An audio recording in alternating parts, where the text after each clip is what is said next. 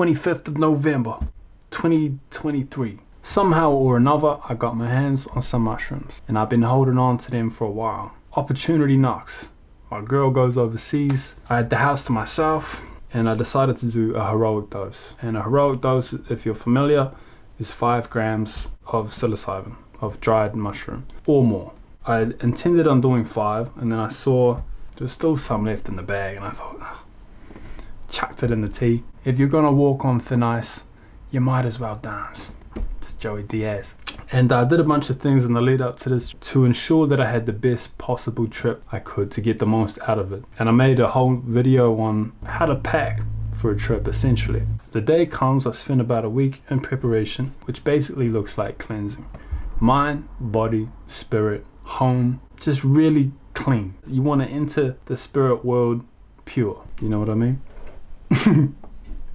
I'm getting crazier and crazier as I get older. So I set my intention for this trip. And my intention was like, show me what's blocking me. Because for as long as I could remember, I was always inhibited, second guessing myself, self-sabotaging. I would set goals for myself. I would work towards these goals, get right to the door of the next level of the thing that I had stated that I wanted for myself.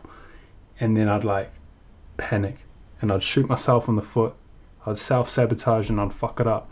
And I didn't understand why. And it was starting to show up in my relationships. When things got good, I dipped out the back door.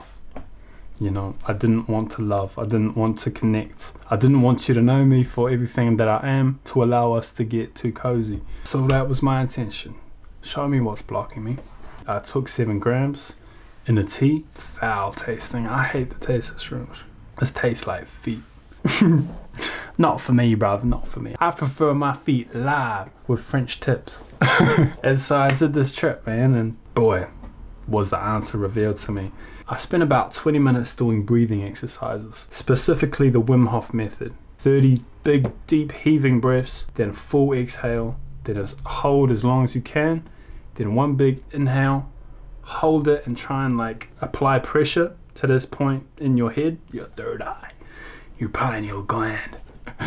And you do that 3 times. That's the Wim Hof method. I did it like 10, 11, 12 times. I think because I was nervous. I think I was trying to gain some sense of control, right? And while I'm doing this breathing, I'm coming with my hat in my hands, so to speak. I'm coming with humility. I'm ready to be taught. When I open my eyes, ooh, we're on. The drier my hair gets, the more Ronald McDonald this whole affair becomes. Ronald be gone. Anyway, I open my eyes and the trip is underway. It's building, building, building. It's time to retreat. I go up to my room, which has already been pre-set up, somewhat like this. I had some incense burning. I had the vibes, man. I can't remember how or at what point this began, but I just began laughing hysterically. I found something very funny. That was a Trojan horse for the floodgates to open. I started crying, bro. Very soon, I got the answer to my question. I remember like having a vision almost of like a drum roll, this build up, some red velvet curtains opening, and then like at the crescendo, the climax, these curtains open, and it was just love. That's it. You know, that's the big secret. That's what's been holding you back. A lack of love. I laughed at all the places that I've been looking for love, all the ways that I've been trying to gain love or compensate a lack of love with something else, you know, like praise, being tough, popularity, discipline, image, appearances, reputation, persona, fashion, girls, the gaze of others. I just found it so funny. That's the joke. That's the riddle. That's the meaning of life, the philosopher's stone. Love. I realized in that moment too that like laughter and crying is the 2 sides of the same coin in a way. Flipping between the 2 of them like a feather in the wind. And bear in mind that I hadn't cried in like years. Certainly not weeping. Even the word weeping was not in my vocabulary. Like, what even is that? And that's not because I was such a tough guy or whatever. I was numb. I had become comfortably numb. I couldn't feel. By the same token, with as much hilarity and joy as I felt in that moment, I also felt a tremendous sadness. All the love that I'd shunned, all of the people who had loved me, the work that had gone into me, that maybe I hadn't appreciated to the level that I could have, that I kind of took for granted. The amount of patience and sacrifice that went into me, parents, friends, teachers. I mean, we all have reasons to be grateful, but in this moment, God, I felt it like so viscerally. I saw all the times that I'd shunned it in my like quest for independence, for becoming my own man and leaving the nest, and it's a necessary process, it's a rite of passage for all men to go through. But you know, I realized that I may have done it recklessly. I wept for all the ways that I withheld love from others, how the answer had been just there and I couldn't see it. I was so clouded, I was blind, but now I saw. You know, and I could empathize with my inner child. You know, like I saw him there. That playful, enthusiastic spirit of a child, and how it got strangled out through life, through indoctrination, through culture, through... It's natural. Everyone goes through that to some extent, but I cried for this child, man. I cried for this little man. The purity, the innocence, and that I lost that. Which again, I'm not saying that like I'm a completely corrupted degenerate. I think this happens, bro. This is life. You shed these layers. You gotta have to get your hands dirty to evolve as a soul on this plane. If you didn't, you wouldn't be learning. If you didn't, you wouldn't be evolving.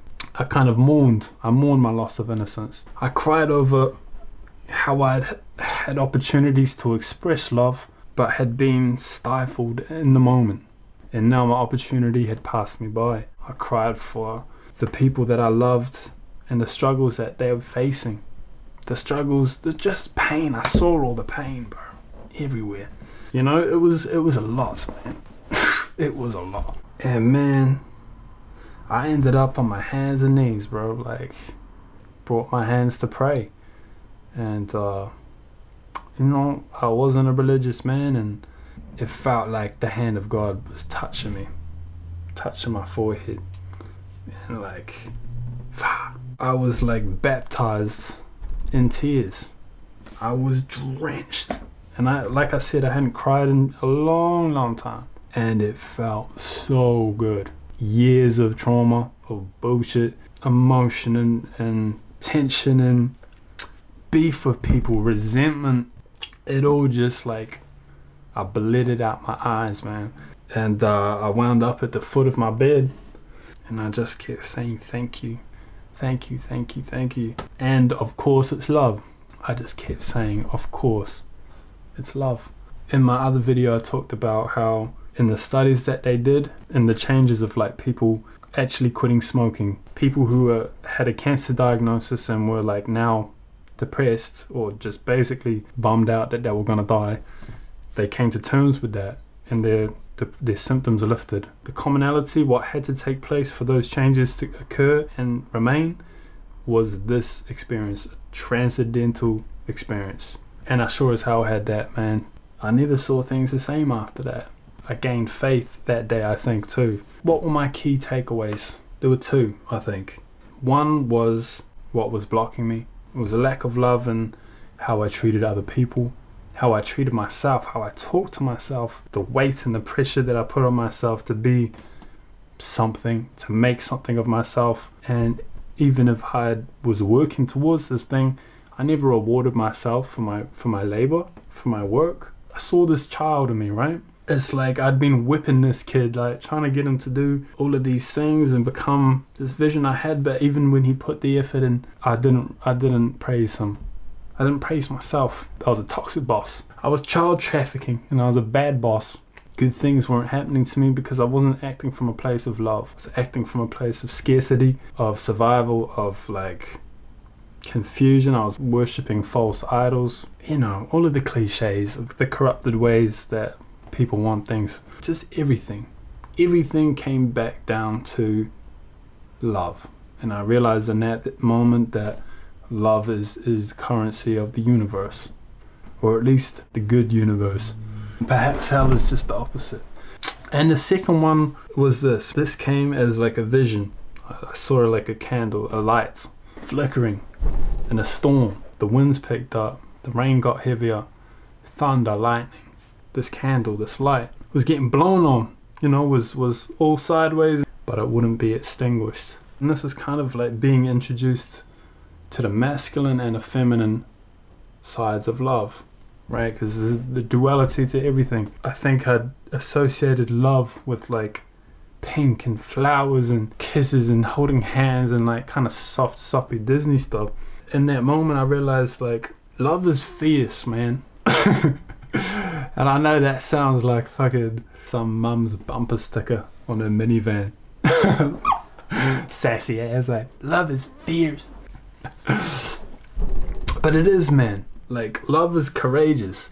It takes courage to love someone, to trust someone with your heart, to give them that precious thing to you, and, you know, hope that they handle it with care, but you never know. Love takes courage. Love is fighting sometimes, fighting for your people, fighting for what's right, not because you want to fight, but in wanting to protect what you have and the people around you. Love is strength and resilience. It's hard work to show up to the world every day when you get beat down and things go wrong and people get sick, people die. Love is strength for showing up for that and remaining in its face and remaining there, like that candle in the wind. Like, I'm not going out. And love is faith in what can be, and the good in people, and the fact that you can do what you want to do in this life. Love is not all sunshine and rainbows, you know. Love is a commitment. It's like a promise. My perception of love became more mature on that day, and it's had a lasting effect, and I've carried that through. In that moment, I had the keys to the universe. It all made perfect sense. And I remained in this like Christ consciousness for 2 or 3 days. And then some shit went down. I literally felt my vibration just back to reality. But I never forgot what I saw that day. And I'm grateful for it. I'm truly grateful for it. This is not a recommendation. This is an anecdote. This is a retelling of events. You do what you want to do with your life. You make that call if you think that that's something you might be interested in experimenting with. If you do decide you want to try something like that, check out my other video where I talk about basically how to pack for a trip, how to prepare your mind, the psyche, the body, the spirit, your space, how to ensure that you have a trip that's transformational, and how to avoid a bad trip. You could say that this trip I've described tonight was me glimpsing into heaven. Some people glimpse into hell. So this is not to be taken lightly. Check out that video, man, if you're interested. Like, subscribe, hit the bell. I'm wrapping it up for tonight. Love. That's the secret. It's love.